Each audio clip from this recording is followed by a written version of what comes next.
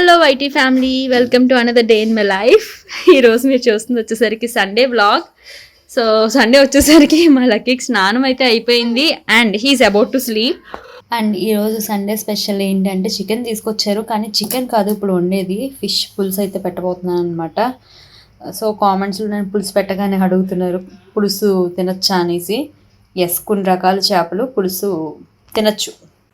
ఈరోజు బయటికి వెళ్ళి ప్లాన్ అయితే ఉందన్నమాట. సో ఈవినింగ్ ఫ్రై చేసుకోవడానికి మ్యారినేట్ చేసి పెట్టి ఉంచేస్తే ఓ పని అయిపోతుంది కదా అన్నట్టు బాక్స్లో పెట్టడు. షేక్ వెల్ మొత్తం అన్ని మసాలాస్ అన్నీ కలిసిపోతాయి. దాన్ని అలా రిఫ్రిజిరేట్ చేసేస్తాను. ఫస్ట్ అయితే చేపల పులుసు అయితే పెడుతున్నాను. ఆల్రెడీ రెసిపీ మీతో షేర్ చేశాను కదా. సో అల్లం వెల్లుల్లి పేస్ట్, ఉల్లిపాయ, ధనియాలు అండ్ జీరా వేసి పేస్ట్ చేసుకుని ఫస్ట్ ఆయిల్లో దీన్ని అయితే మగ్గించుకుంటాను. ఇది లైట్గా మగ్గిన తర్వాత ఇందులోకి మిర్చి వేస్తాను. ఫిష్ పీసెస్ అయితే యాడ్ చేసేస్తున్నాను. ఈ పీసెస్ కాసేపు ఆయిల్లో అలా మగ్గిన తర్వాత ఉప్పు, కారం, పసుపు అయితే యాడ్ చేసుకుని అది కూడా కాసేపు ఆయిల్లో మగ్గించేసుకోవాలి. అండ్ చింతపండు పులుసు అయితే వేసేసాను. అండ్ ఉడుకు కూడా స్టార్ట్ అవుతుంది చూసారా, కొద్ది కొద్దిగా ఉడకడం, బబుల్స్ అయితే స్టార్ట్ అవుతుంది కదా. ఈ స్టేజ్లోనే నేను కొత్తిమీర వేసేస్తాను, అంతే. అండ్ ఈరోజు ఫ్రూట్ వచ్చేసరికి జామకాయలు అయితే తింటున్నాం అనమాట. ఇవి వచ్చేసరికి ఏం జామ్ అంటారు, మొత్తం మీద పింక్ కలర్లో ఉంటుంది కదా మధ్యలో. సో ఇవి బాగా స్వీట్గా అయితే ఉంటున్నాయి. బూచి హస్బెండ్స్ పరిస్థితి ఇలాగే ఉంటుంది. మీకు వచ్చే రివ్యూ ప్రొడక్ట్స్ మా మీద ప్రయోగం చేస్తారు, ఆ తర్వాత మీరు వేసుకుంటారు. అబద్ధం, అది ఫస్ట్ నేను వేసుకున్నదే కదా. నేను వేసుకుని బాగుంది కాబట్టి నీకేసారు. రివ్యూ నీ మీద పెట్టి ట్రై చేస్తున్నాను నేను. నా మీద ట్రై చేసిన తర్వాత నువ్వు వేసుకుంటావు మరి సేఫ్ అనుకుంటే. నీ స్కిన్ టైప్ నా స్కిన్ టైప్ ఒకలా ఉంటుందా? ఎంతకంత రిజల్ట్ అవుతుంది కదా, మరి డ్యామేజ్ అయితే నువ్వు అసలు దానికి వదలకూడదు.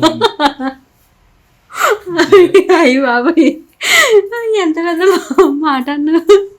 నేను అసలు ఇది ఎక్స్పెక్ట్ చేయలేదు. ఏదో పెద్ద ట్రయల్స్లో ఉన్నట్టున్నావు కదా. సక్సీడ్ అయిన తర్వాత చెప్దాం ఏం జరగబోతుంది అన్నది. అఫ్ కోర్స్ ఆబ్వియస్లీ సక్సీడ్ అవుతుంది. వాష్ చేసా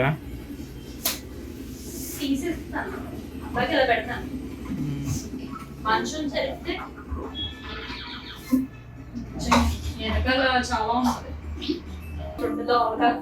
ఉంటుంది. అవునా? ఇప్పుడైతే బయటికి వెళ్ళబోతున్నాం. యాక్చువల్లీ జనవరి 1st వెళ్దాం అనుకున్నాం. సో ఇన్ని రోజుల తర్వాత ఇప్పుడు వెళ్ళబోతున్నాం. ఇదిగోండి ఇద్దరు తండ్రి కొడుకులు ఇద్దరు రెడీ అనమాట. ఎక్కడికి వెళ్ళబోతున్నాం అనేది ఇప్పుడైతే చెప్పను, డైరెక్ట్గా అక్కడికి వెళ్ళిన తర్వాత చూపిస్తాను. చాలా రోజుల నుండి మేము చూద్దామని అనుకుంటున్నాం. వెళ్ళిపోదాం లక్కీ బాబు. బుద్ధిమంతుడిలాగా బొట్టు, తలకి నూనె అన్నీ పెట్టుకుని రెడీ అయ్యాడు.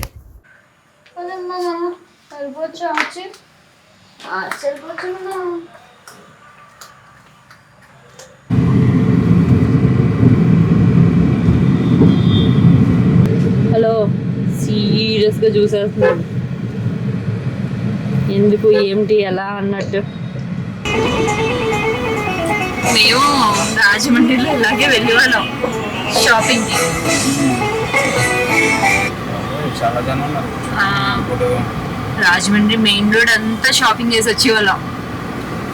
పండగ అంటే అదే మాకు ఇంక పండగలాగా ఉండేది.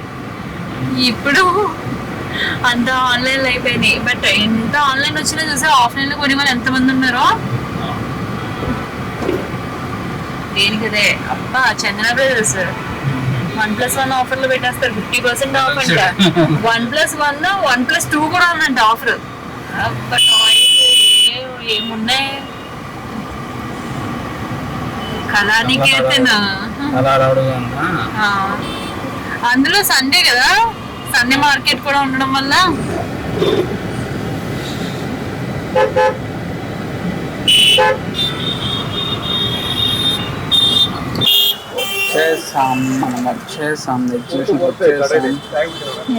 ఓపెన్ లోనే ఉన్నట్టుంది కదా. చేపలు చూస్తావమ్మా? మేమైతే ఫైనల్లీ రీచ్ అయిపోయాం అండర్ వాటర్ టనల్ ఎక్స్పోకి అండి. ఇది ఎక్కడ జరుగుతుంది అంటే మెక్లారెన్స్ హై స్కూల్ గ్రౌండ్స్ ఉంటాయి కదా అక్కడ, ఆరల్స్ మ్యాంగో మార్కెట్ అని కూడా అంటారు కాకినాడలో. సో ఇక్కడ మనకి ఈ ఎగ్జిబిషన్ అయితే జరుగుతుందన్నమాట. ఇక్కడ ఎంట్రీ టికెట్ వచ్చేసరికి ఒక్కొక్కరికి 99 రూపీస్, ఇంకా 100 రూపీస్ అనుకోండి. సో ఇక్కడ ఏంటి స్పెషల్ అంటే మనకి డిఫరెంట్ కైండ్ ఆఫ్ ఫిషెస్ అయితే ఎగ్జిబిట్ చేస్తున్నారనమాట. నా మాటల్లో చెప్పి కంటే మీకు చూపిస్తేనే తెలుస్తుంది. సో మేము వెళ్ళిపోయాం, మాతో పాటు మీకు కూడా చూపిస్తున్నాం. ఇఫ్ ఇన్ కేస్ మీరు వాచ్ చేయాలి అంటే డైరెక్ట్గా వెళ్ళి చూడాలనుకున్నట్టయితే ఇంకా ఇది ఓపెన్లోనే ఉంది.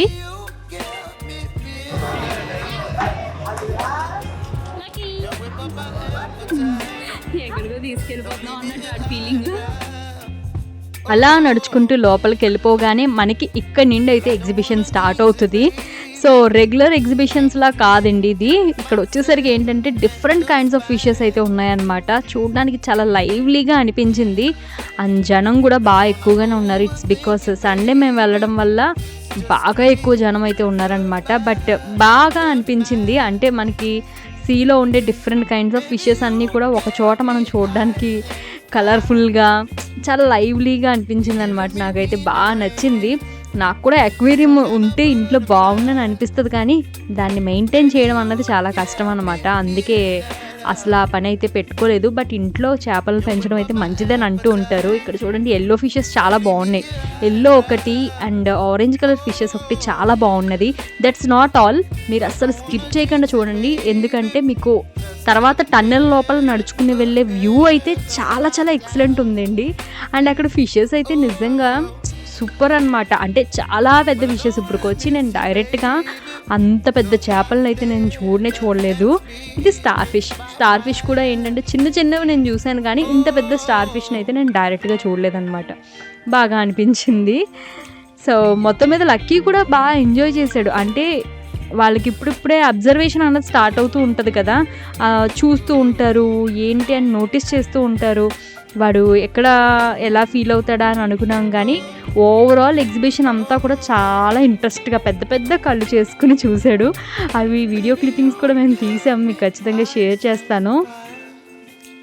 సో ఈ ఫిషెస్ అంతా కూడా ఇంకా చాలా వెరైటీస్ అయితే ఉన్నాయి. కాకపోతే జనం ఎక్కువ ఉండడం వల్ల కొన్ని అంటే నార్మల్గా ఉంటాయి మన అక్వేరియంలో రెగ్యులర్గా చూసేవి అయితే కొన్ని క్లిప్పింగ్స్ అయితే తీయలేదు. బట్ ఇవి డిఫరెంట్గా ఉన్నాయి, వాటి పేర్లు డిఫరెంట్గా ఉన్నాయన్నవి మాత్రం క్యాప్చర్ చేసాం. ఎస్, ఫైనల్లీ మనం వచ్చేసాం అండర్ వాటర్ టనల్ దగ్గరికి. ఇప్పుడు వరకు ఏంటంటే అక్వేరియంలో ఉన్నాయి మాత్రమే చూసాం.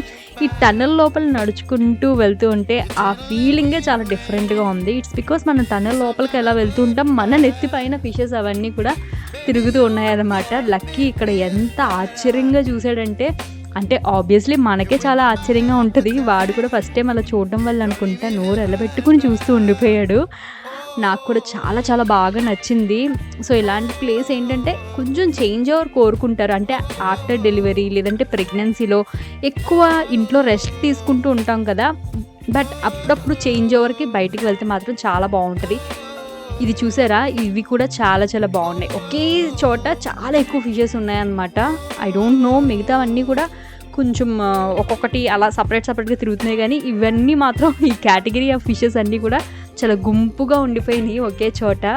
చూడడానికైతే ఎక్సలెంట్. మీకు వీడియోలో ఇంకా చెప్పాలంటే ఒక 50 to 80% ఏమైనా ఫీల్ అవ్వగలరేమో.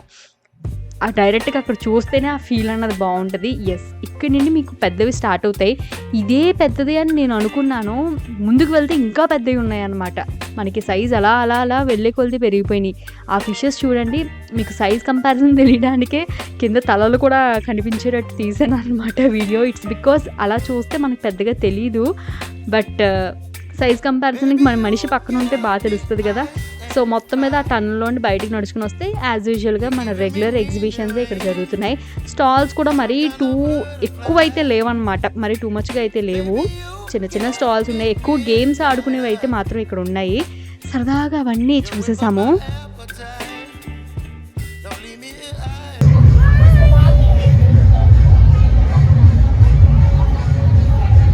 ఎలా ఉంది అక్వేరియం?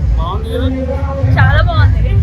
పెద్ద పెద్ద ఫిషెస్ చూసిన తర్వాత వర్త్ అనిపించింది. అవును, ఇలాంటి ఎగ్జిబిషన్ మనకి ఫస్ట్ టైం.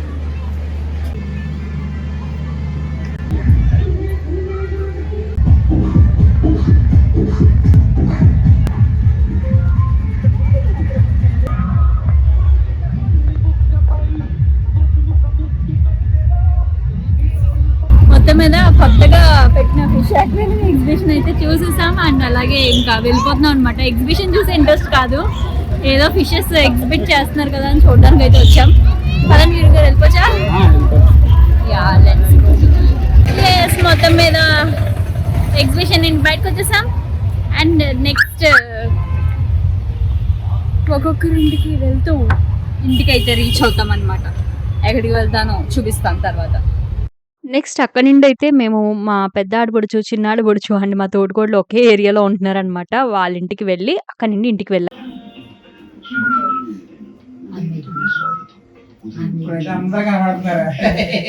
అన్ని చుట్టూ తిప్పేస్తున్నాయి. ఇది అందరు కావాలి మనకి ఇలా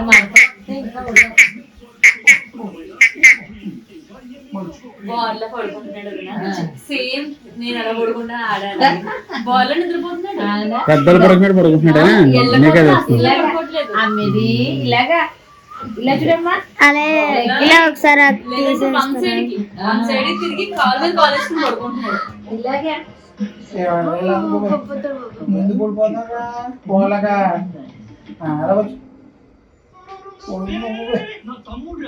నాకు కుదరలేదురా నువ్వు నాకు కుదరలేదు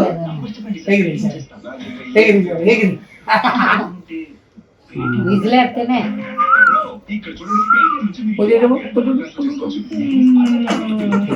కూర్చుంటారా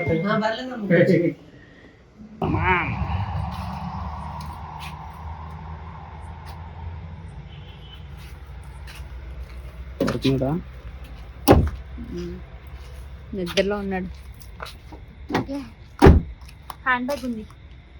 సరే మొత్తం మీద ఇంటికైతే వచ్చేసాము. ఇప్పుడు ఇంటికి వచ్చేసరికి అయితే 8:15 కల్లా ఇంటికైతే వచ్చేసాము. బట్ ఏంటంటే లక్కీని డీప్ స్లీప్లోకి తీసుకెళ్ళడానికి ఒక 45 మినిట్స్ పట్టిందనమాట. ప్రస్తుతానికైతే పడుకుంటున్నాడు. And coming to our dinner, పులుసు అయితే ఉంది. బట్ ఫ్రై కూడా చేసుకుంటే బాగుందని అనిపిస్తుంది. ఆల్రెడీ మిక్స్ అంతా రెడీగానే ఉంది.